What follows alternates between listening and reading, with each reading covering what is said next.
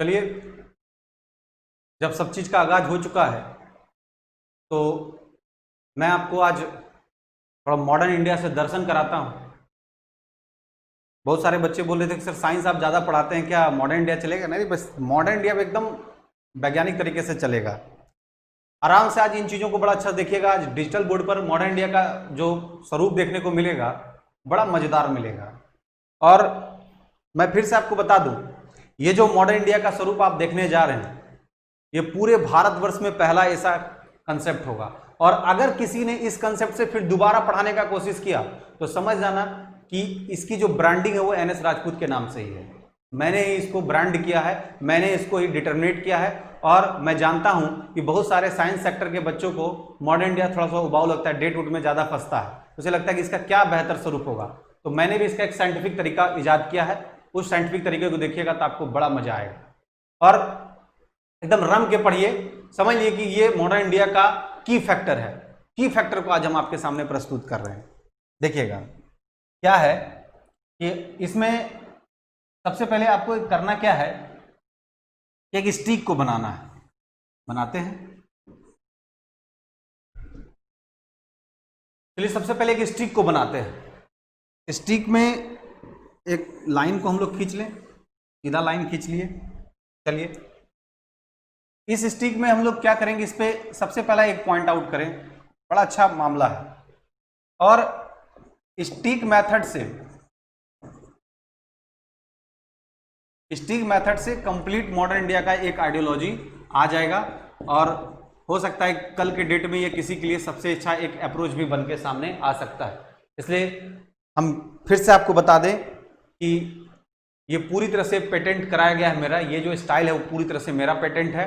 और ये स्टाइल इतना बेहतर है कि आप कम समय में मॉडर्न इंडिया को आप बेहतर अप्रोच के साथ पढ़ सकते हैं। क्या है इसका अप्रोच? देखिएगा, बोलता है कि आप किसी इतिहास को काल में मत बांटिए। कुछ लोग इसको डिटरमिनेट करते हैं कि काल में इस काल की बात है, उस काल की बात है। तो भाई काल में डिटरमिनेट क्यों कर रहे हैं? हम इसको काम करते हैं ना कि भारतीय उपमहाद्वीप में जब लोगों का आगमन शुरू हुआ तो आगमन कभी भी हो सकता है। उसके लिए हम मध्यकालीन भारत इतिहास, प्राचीन भारतीय इतिहास या आधुनिक भारतीय इतिहास को हम लोग क्यों अलग अलग देखेंगे? तो सबसे पहले आगमन को देखते हैं। तो बोलता है कि सबसे पहले 1498 में, ध्यान दीजिएगा, किसका एंट्री हुआ? सबसे पहले एंट्री हुआ पुर्तगाली का। अब इस 1498 के बारे में आपसे अगर हम बात करें तो आपको लगेगा सर तो 1526 में बाबर आए, तो 1498 में पुर्तगाली आया, तो ये तो मध्यकालीन इतिहास की बात आपको दोहरा रहे हैं। आप इस तरह से इतिहास को नहीं पढ़िएगा। बहुत लोग को लगता है कि नहीं, 1206 से दिल्ली सल्तनत देखे थे और 1526 में खत्म हो गया था। और 1526 के बाद जो है फिर 1526 के बाद फिर एक दूसरा अप्रोच चलना शुरू हुआ, फिर उसके आगे बात होनी शुरू हो गई। तो हम लोग कह सकते हैं कि इस तरह का जो हम लोग के पास एक डिटरमिनेटिव जोन आता है, उस डिटरमिनेटिव जोन के पर हम लोग को बात नहीं करना है। बेसिकली हम लोग को सिर्फ और सिर्फ एक ही चीज पे बात करना है कि कब से, किस समय से भारतीय उपमहाद्वीप में लोगों का आगमन होना शुरू हो गया। तो यहां पर आपके पास है पुर्तगाली कब आया? 1498 में। और कंपनी के तौर पर फिर एंट्री हुई किसका? 1600 में ईस्ट इंडिया कंपनी का।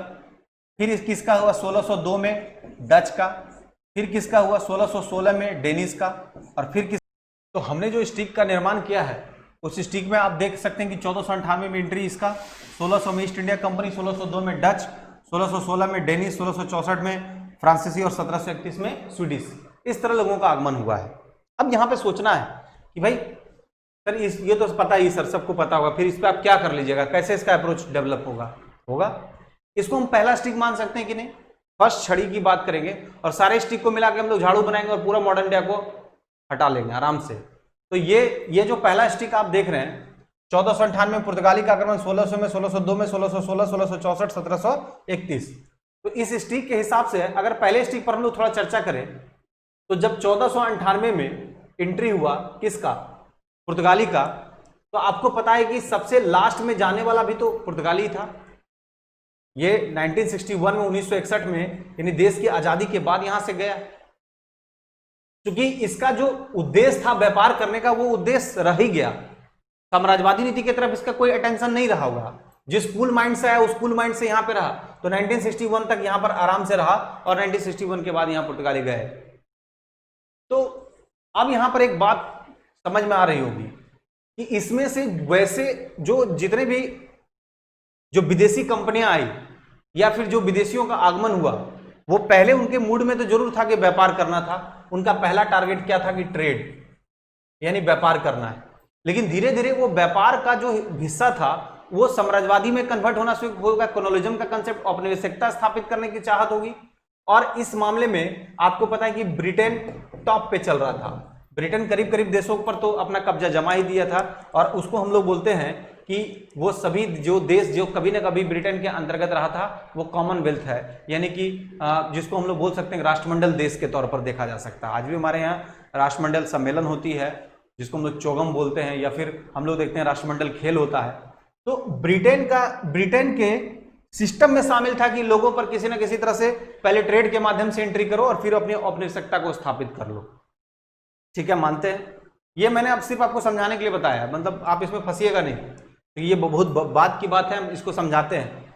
तो इसका मतलब है, ध्यान देना है, इसका यह मतलब निकल रहा है, इसको हटा ले पहले तो समझा ले पर बढ़िया से क्या बात है यहाँ पर।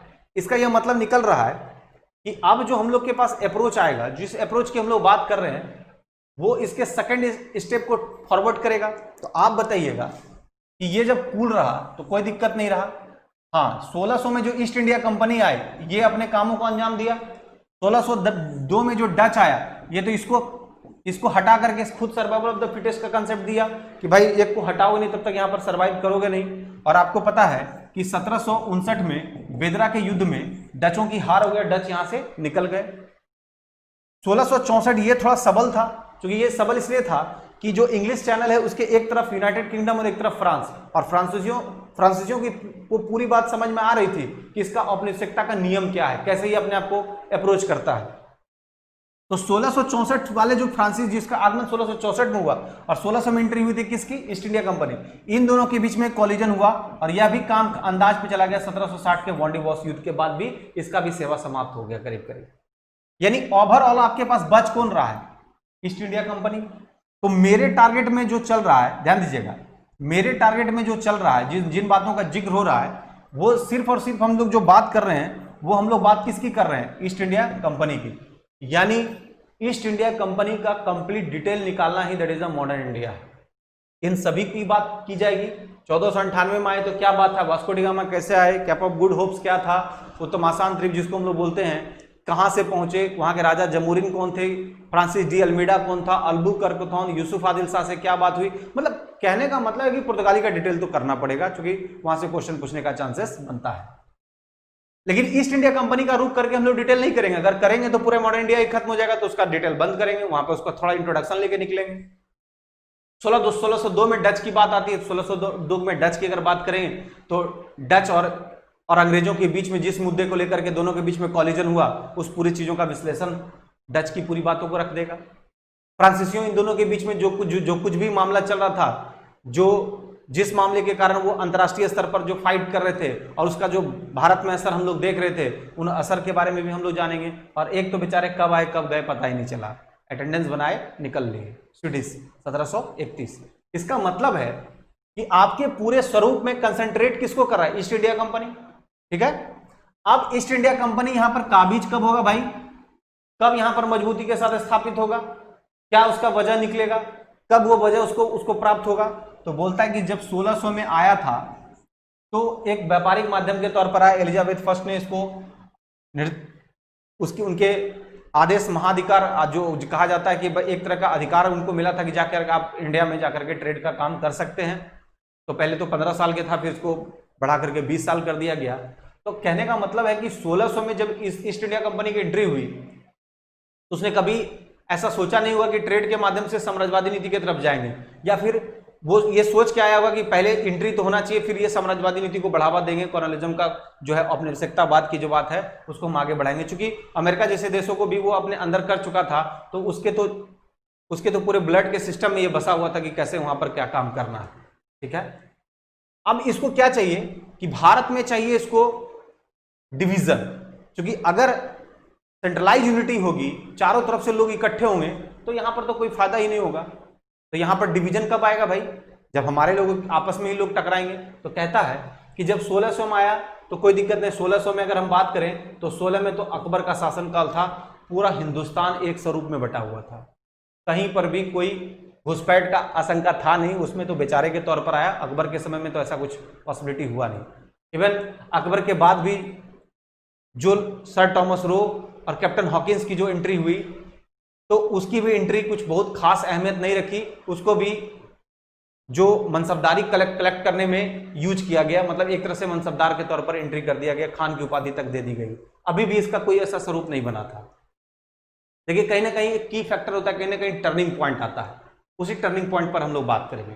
सब कुछ सही चल रहा था, सब कुछ एकदम बेसिक लेवल पर चल रहा था, और हुआ क्या कि जो मुगल हुए, मुगल में हम लोग कह सकते हैं कि बाबर से लेकर जो लास्ट बहादुर शाह जफर तक का जो सफर था, अच्छा तो कान बैठा, बहादुर शाह जफर तक का सफर, यानी स्टार्ट किससे हुआ? स्टार्ट हुआ बाबर से, और बाबर का सफर खत्म हुआ बहादुर शाह जफर तक।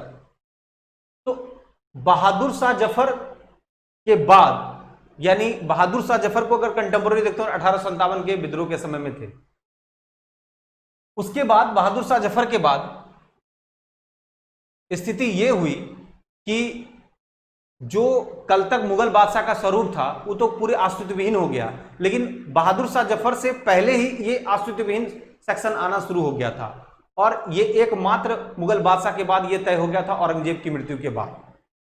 कहता है कि 1707 में जैसे औरंगजेब की मृत्यु हुई, ध्यान दीजिएगा, 1707 में औरंगजेब की मृत्यु के बाद क्या हुआ कि इसका जो सेंट्रलाइज एडमिनिस्ट्रेशन था, अब वो बिखरना शुरू हो गया था, टूट के। चूंकि क्या है ना कि जब यहां औरंगजेब था तो पक्का था कि हर प्रोविंस से इसका कोई ना कोई कलेक्टिविटी करता होगा। उस समय इसको हम लोग बोलते थे कि एक वर्ड आता था इसके लिए यूज किया जाता था, दीवानी। दीवानी का मतलब था जो रेवेन्यू को कलेक्ट करता था, जो रेवेन्यू को कलेक्ट करता था वो एक दीवानी कहा जाता था। तो ऐसा हुआ था कि उस समय बहुत सारे ब्रांचेस थे, सूबों में बटा हुआ था, और इन सूबों में अलग अलग लोग दीवानी और प्रशासन का काम देखते थे। तो कहने का मतलब है कि अगर एक ही आदमी को एडमिनिस्ट्रेशन और रेवेन्यू दोनों का काम दे दीजिएगा तो पैसा भी कलेक्ट करेगा, एडमिनिस्ट्रेशन को भी देखेगा। तो इसी क्रम में जब 1707 में औरंगजेब की मृत्यु हुई, और औरंगजेब की मृत्यु के बाद ऐसा कोई भी शासक नहीं आया, कैसे आएगा नाम भी सुनिएगा तो आपको आश्चर्य होगा, जैसे फर्रुखसियर, घिरनित कायर, रंगीला बादशाह, इस तरह का जो उसका जो कोऑर्डिनेशन आता, रंगीला बादशाह, घिरनित कायर, लंपट मूर्ख, जहादार शाह, लंपट मूर्ख, इस तरह का नाम आ रहा था। अब इस तरह के किसी का एंटाइटलमेंट हो तो आप क्या समझ सकते हो उसके बारे में? कुछ ना कुछ तो साहेब बेखबर, खफी खाने को दिया था बहादुर शाह प्रथम को साहेब बेखबर। साहेब बेखबर का मतलब उसको कोई खबर ही नहीं है। तो औरंगजेब की मृत्यु के बाद कोई साहेब बेखबर हो गया, कोई लंपट मूर्ख हो गया, कोई घिरनित कार हो गया, कोई रंगीला बादशाह हो गया। अगर इस तरह के नामकरण होने शुरू हो गए तो आपको लगता है कि पूरे हिंदुस्तान के सेंट्रलाइज एडमिनिस्ट्रेशन को एक सूत्र में बांध पाएगा? तो बांधने का कहीं कोई ऑप्शन दिख नहीं रहा था। जब नहीं दिख रहा था तो निश्चित तौर पर किसी ना किसी का तो अप्रोच बढ़ेगा ही, किसी ना किसी का अप्रोच बढ़ेगा, और उस अप्रोच से वो जो है वो अपना काम करना शुरू कर देगा। तो क्या हुआ, अप्रोच को समझिएगा। यानी हम दूसरे स्टिक के तौर पर ले सकते हैं, औरंगजेब की मृत्यु के बाद, यानी 1707 के बाद जो विभिन्न मुगल बादशाह हुए उससे संबंधित कुछ कुछ घटनाएं, और लास्ट में हम लोग को पहुंचना पड़ेगा बहादुर शाह जफर तक। ठीक है, यहां तक पहुंचना पड़ेगा, और इसके पूरे डिटेल को भी देखना पड़ेगा क्या क्या इसमें प्रॉब्लम था जिसके कारण ये नहीं हुआ। लेकिन कहा जाता है कि इसी में से एक मुगल बादशाह थे जो 1717 में एक शाही फरमान जारी कर दी, जिनका नाम था फर्रुखसियर। फर्रुखसियर ने शाही फरमान जारी करके कहा कि ईस्ट इंडिया कंपनी को कि आप जाइए और बंगाल में अपना व्यापार करने का काम कीजिए। और उधर क्या हुआ था कि जब औरंगजेब की मृत्यु हो गई थी तो पूरे सूबे अपने आपस में डिस्ट्रीब्यूट हो गए थे, बट चुके थे, अलग अलग हो चुके थे। जब ये सब अलग अलग हो गए तो 1717 में, क्योंकि उसमें उस शिष्टमंडल में एक हैमिल्टन था, डॉक्टर था, फर्रुखसियर को एक घाव हुई थी, जिस घाव को ठीक कर दिया। तो अब क्या था कि फर्रुखसियर को लगा कि कुछ ना कुछ इसको एडवांटेज दिया जाए। उसका जा क्या रहा था,